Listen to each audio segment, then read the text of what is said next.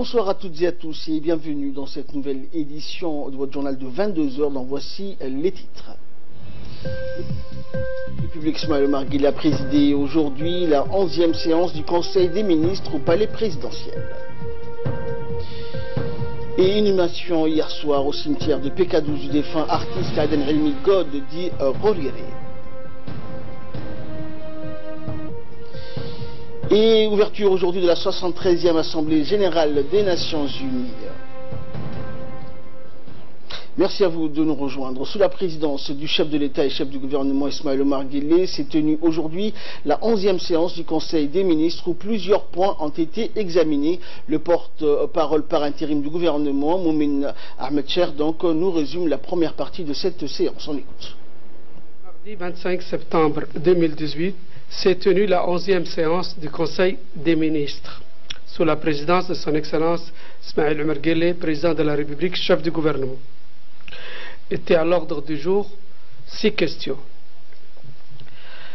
Avant d'entamer l'ordre du jour de la 11e séance du Conseil des ministres, en début de séance, le Premier ministre a fait un compte-rendu de la tournée qu'il a effectuée dans les régions d'Ali Sabieh et de Dikil. L'accent a été mis sur les services déconcentrés, l'adduction en eau des écoles rurales et la plantation d'arbres sur les grands axes d'Ali Sabieh a été une suggestion du président de la République. Première question à l'ordre du jour du Conseil des ministres. Le Conseil des ministres a examiné un projet de loi relatif à la création de l'Institut national de la statistique de Djibouti, présenté par le Premier ministre.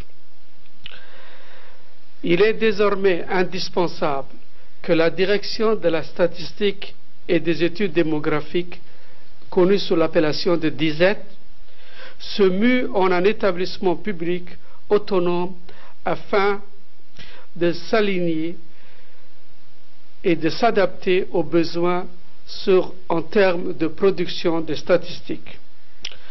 Ainsi, la République de Djibouti va se doter d'un Institut national de la statistique dont la forme juridique administrative et les attributions assurent une indépendance dans la production statistique, dans la gestion et dans la mobilisation des ressources adéquates pour la régularité de cette production.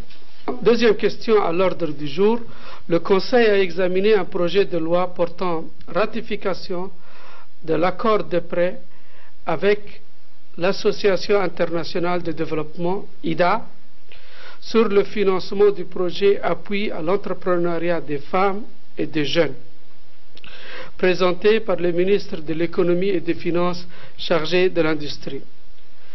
Le projet vise des activités qui favoriseront la création d'entreprises nouvelles, performantes et améliorera l'employabilité des femmes et des jeunes.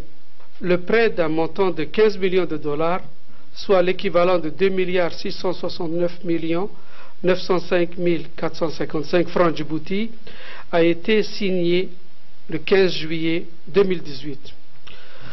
Le projet d'appui à l'entrepreneuriat des femmes et des jeunes sera mis en œuvre par le Centre du leadership et de l'entrepreneuriat, connu sous le pseudonyme de CLE, C-L-E, placé sous l'autorité du ministre de l'Économie et des Finances chargé de l'industrie, et une unité de gestion de projet assurera la coordination, la supervision et le contrôle de l'exécution de ce projet. Troisième question à l'ordre du jour. Le Conseil des ministres a examiné un projet de décret portant création, attribution, organisation et fonctionnement du centre d'application financière présenté par le ministre du Budget.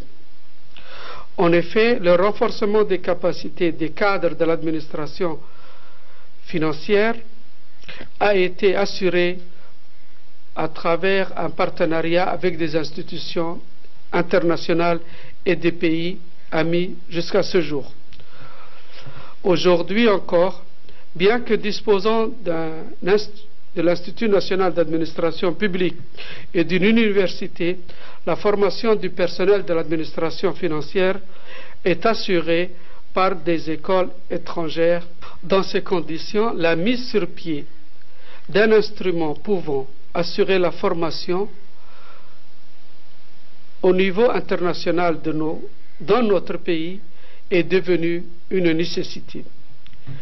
La mission du Centre d'application financière sera la formation initiale et permanente des personnels de toute l'administration financière.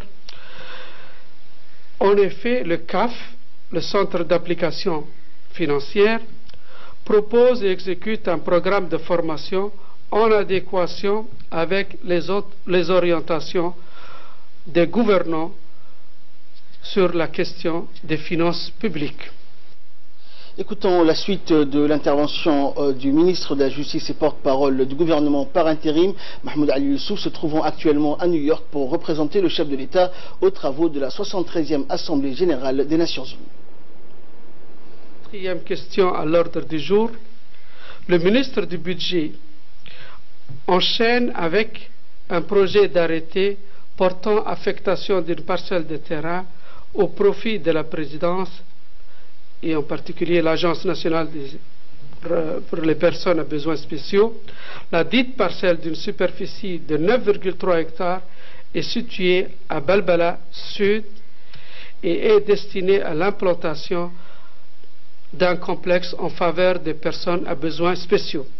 Cinquième question à l'ordre du jour. L'imprimerie nationale a pour mission la charge d'assurer la fabrication, l'impression, la vente des imprimés, la publication des documents officiels émanant des services publics.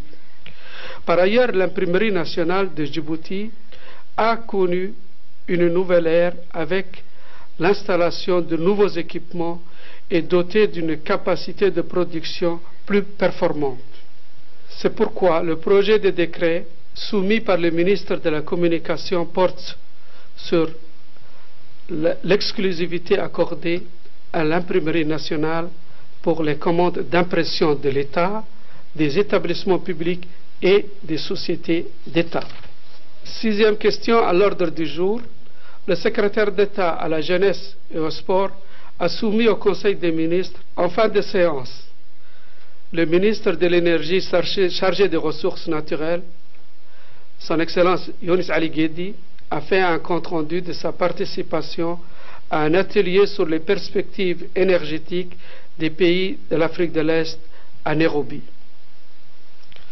Le ministre de l'Habitat, de l'Urbanisme et de l'Environnement, son Excellence Moussa Mohamed, a fait quant à lui un compte-rendu de sa participation à la 7e session extraordinaire de la conférence ministérielle africaine de l'environnement qui s'est tenue à Nairobi, au Kenya, le 19 septembre 2018.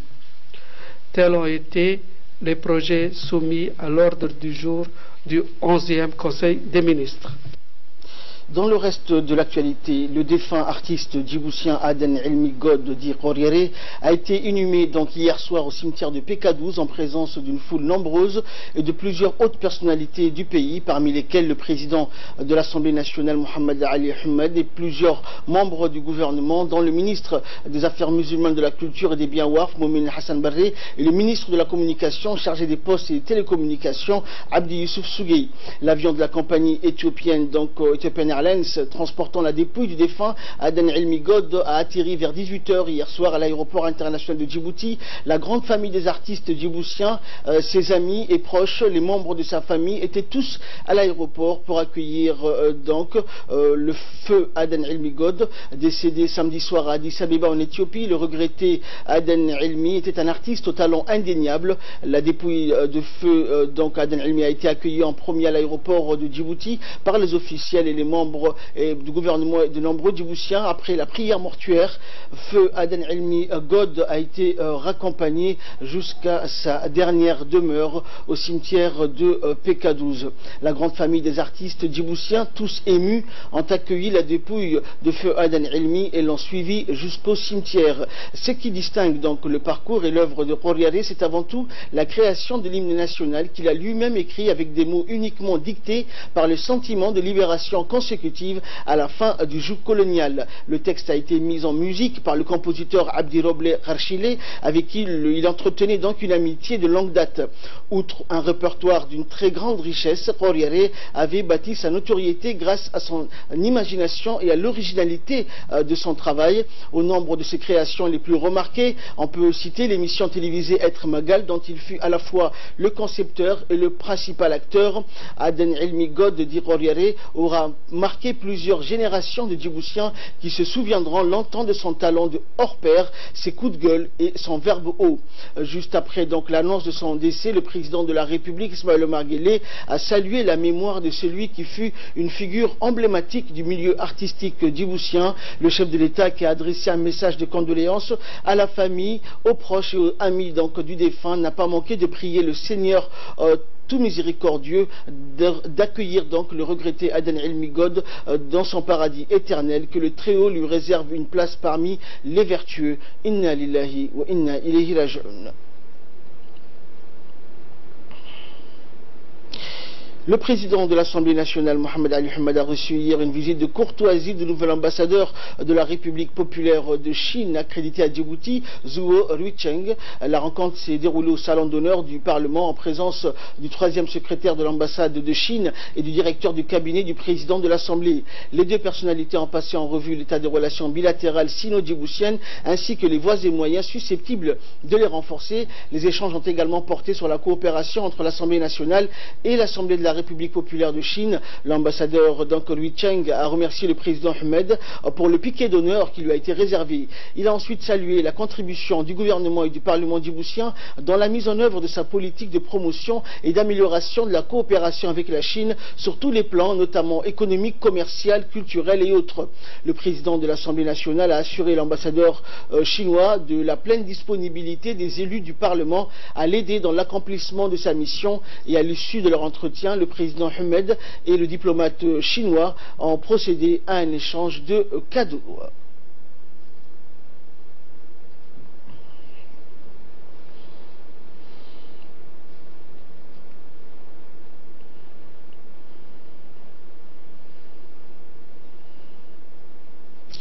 Le général de corps Zakaria Cheikh Ibrahim, chef d'état-major général des armées, a reçu ce matin dans ses bureaux Mme Lisa Filipetto, sous-secrétaire générale du bureau d'appui des Nations Unies en Somalie.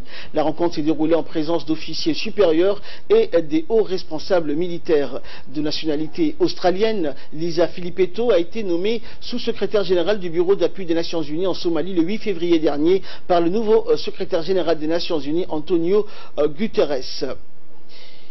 Et experte donc en relations internationales, Lisa Filipetto a longtemps travaillé pour son pays avant de rejoindre les Nations Unies. Elle a représenté son pays en qualité d'ambassadrice à Djibouti et en Éthiopie. De 2010 à 2014, elle était également en charge des relations de son pays avec l'Union africaine, l'IGAD, l'autorité intergouvernementale pour le développement. Sa riche carrière professionnelle et ses 30 ans d'expérience acquises au sein du département des affaires étrangères et du commerce de l'Australie lui ont permis d'accéder au prestigieux poste de sous-secrétaire général du bureau d'appui des Nations Unies en Somalie. Le général de corps d'armée Zakaria Cheikh Ibrahim s'est dit donc honoré de recevoir aujourd'hui au sein de son état-major Lisa Filipetto, chef du bureau d'appui des Nations Unies en Somalie.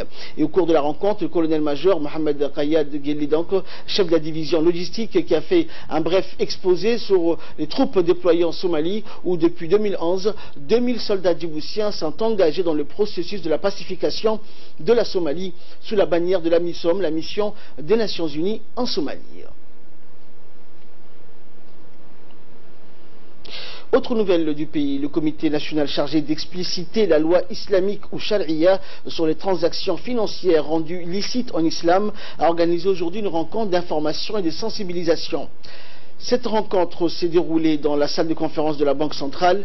Le gouverneur de la Banque centrale, Ahmed Ousmane Ali, et le président du comité national chargé d'expliciter les lois islamiques, le cheikh Ibrahim Ibad, ont mené les débats au cours de cette rencontre. Des employés des banques ont profité de cette rencontre, ainsi que des étudiants donc, du centre de formation sur les professions bancaires. Au cours de la rencontre, 2 points ont été abordés, notamment la finance islamique avec tous ses concepts et théories et la charia et des déclinaisons.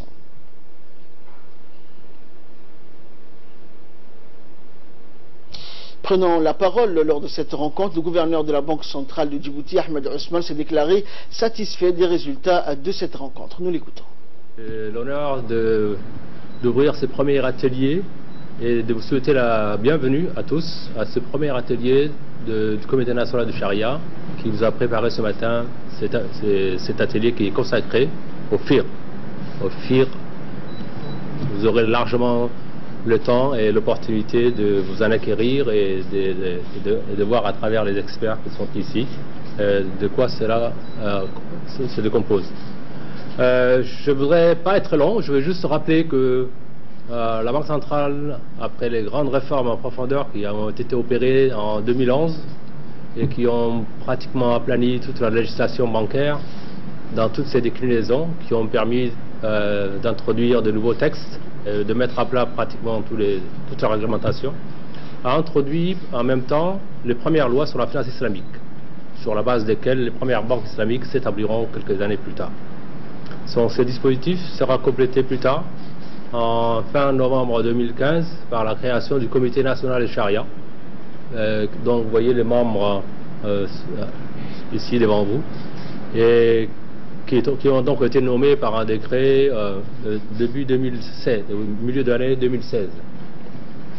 Donc le dispositif qui régit la finance islamique sur le plan réglementaire est ainsi comblé, puisque avec les banques commerciales qui avaient leur propre dispositif, leur propre comité du comité national, comité de charia, la Banque centrale se devait aussi avoir en son sein un comité qui est chargé de conseiller la Banque centrale, le gouverneur et les membres de la supervision essentiellement, dans la surveillance, la réglementation et la validation de tous les produits islamiques de la place. Donc le rôle du Comité national de charia est celui-ci. Dans le cadre de la célébration de la journée de la mer Rouge et du golfe d'Aden, le ministère de l'Habitat, de l'Urbanisme et de l'Environnement a organisé donc en collaboration avec l'Organisation régionale pour la conservation de l'environnement de la mer Rouge et du golfe d'Aden, appelé plus communément PERSGA, un atelier national de sensibilisation sur la gestion des déchets marins qui a débuté donc aujourd'hui au Palais du Peuple. La cérémonie d'ouverture de l'atelier a été présidée par le secrétaire général du ministère de l'Environnement, Dina Abdallah, en présence de Adan Hassan Elmi et Abdelghad El Oudoum, respectivement, conseiller technique et directeur de l'environnement et du développement durable. Et donc, durant cette réunion, cet atelier donc, qui s'inscrit dans le cadre de la mise en œuvre de la stratégie régionale de la gestion des déchets marins, l'objectif donc de cette stratégie est de préserver contre toute forme de déchets provenant du milieu terrestre, l'environnement marin et ses ressources vivantes, surtout les zones sensibles sur le plan environnemental, ainsi que les écosystèmes marins, les récifs coralliens, les mangroves et les herbiers marins. L'atelier a été animé par les experts nationaux du ministère de l'Habitat. La biodiversité marine est sujette à plusieurs facteurs de dégradation et fait face à plusieurs menaces telles que le déchet, la surexploitation due à la pêche, l'ensemblement, la disparition des mangroves, la disparition des espèces et le développement de l'urbanisation rapide. Ainsi, ce qui nous réunit aujourd'hui s'inscrit dans le cadre de la mise en œuvre de la stratégie régionale de la gestion des déchets marins. L'objectif de cette stratégie, c'est de préserver contre toute forme de dégradation de l'environnement marin et ses ressources vivantes, surtout les zones sensibles sur le plan environnemental, telles que les écosystèmes marins, les récifs coralliens, les mangroves et les herbiers. Une délégation militaire conduite par le lieutenant-colonel Parent, expert cartographe des anciennes possessions de la France sur le continent africain, a été reçue aujourd'hui par le directeur de l'Académie militaire interarmée d'Arta, l'AMIA, le colonel Mohamed Ali Absiye. Le lieutenant-colonel Parent est actuellement en service donc au département coopération, sécurité et défense du ministère français des Affaires étrangères. Cette visite vise à renforcer la coopération entre les deux armées et à mettre en place les nouveaux programmes d'entraide. La coopération militaire internationale avec la France et le Maroc notamment permet d'apporter une assistance technique pour permettre à l'AMIA de délivrer une instruction militaire de qualité. Il faut rappeler que l'AMIA a pour mission principale de former les officiers pour les forces armées djiboutiennes, la gendarmerie nationale et la garde républicaine. En 10 ans d'existence, l'AMIA a assuré la formation de plus de 180 officiers. Ces derniers sont actuellement en service dans ces 3 institutions. Certains sont déployés au sein de la MISOM.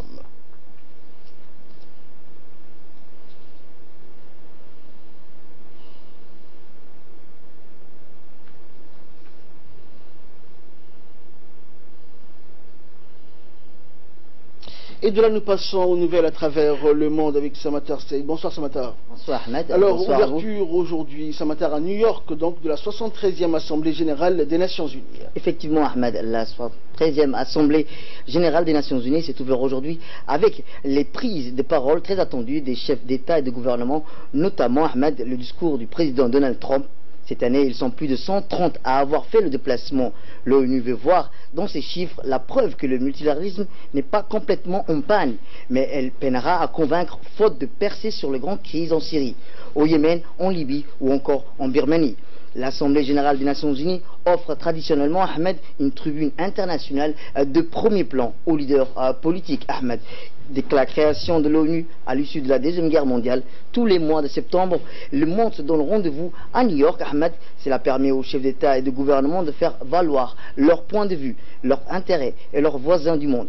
En traitant tous les États à égalité en termes de temps de parole, la tribune de l'ONU permet à certains leaders de peser sur le débat, bien au-delà de leur poids politique ou économique, Ahmed.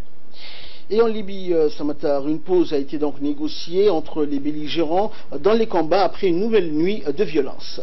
Effectivement, la capitale libyenne, Tripoli, était calme aujourd'hui, après-midi, après une nuit de combat entre milices rivales et des violences qui ont déjà fait plus de 110 morts.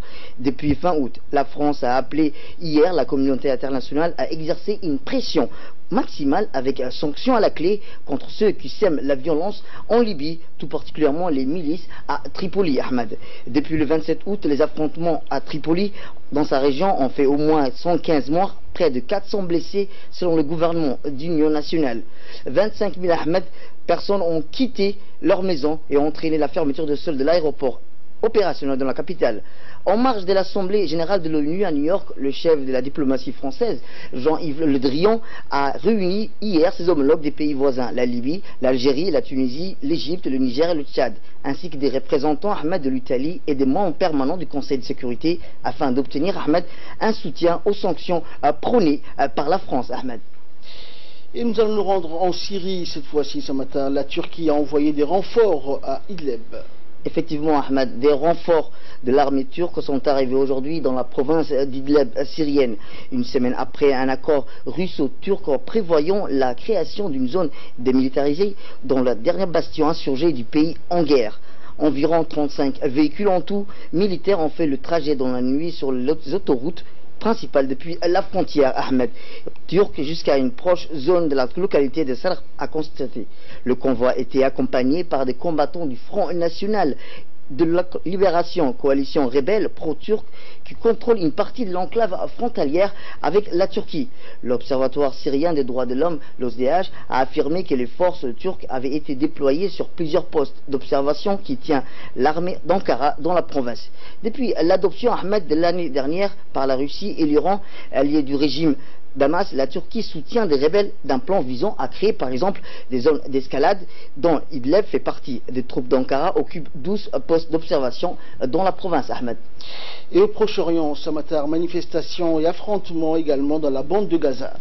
Effectivement, Ahmed, un jeune palestinien a été tué dans de nouveaux affrontements avec des soldats israéliens après la frontière entre la bande de Gaza et Israël. Le 10 autres Palestiniens ont été blessés. Ces informations émanant des autorités Gaza et ne sont pas confirmées, Ahmed, pour l'instant par Israël. Des milliers de Palestiniens se rassemblent ici dans le nord-ouest, comme vous le voyez dans les images, le nord-ouest de l'enclave palestinienne, depuis le 30 mars dernier pour demander le lever du blocus israélien et pour le droit au retour des Palestiniens qui ont été chassés et ont fui leurs terres à la création d'Israël, rappelons-le, en 1948. Au moins 187 Palestiniens ont été tués par des tirs israéliens depuis cette date, pour la majorité lors des manifestations. Près de cette barrière, un soldat israélien a été tué, Ahmed. Merci Samatar, c'est tout pour ce journal. Merci à vous de nous avoir suivis. Excellente soirée sur Téléchoute.